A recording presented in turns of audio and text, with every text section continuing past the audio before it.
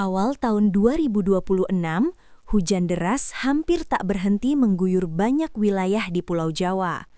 Banjir dan genangan pun muncul di berbagai daerah.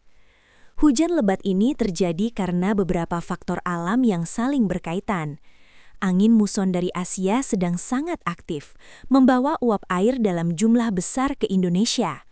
Udara menjadi tidak stabil dan awan hujan tebal pun mudah terbentuk. Di saat yang sama, muncul bibit siklon di Samudra Hindia.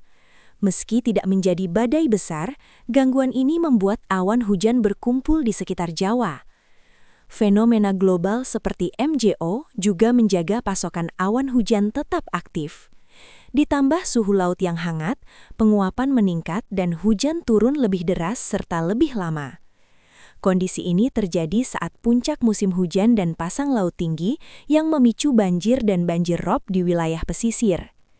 Karena itu, masyarakat diimbau tetap waspada terhadap cuaca ekstrim.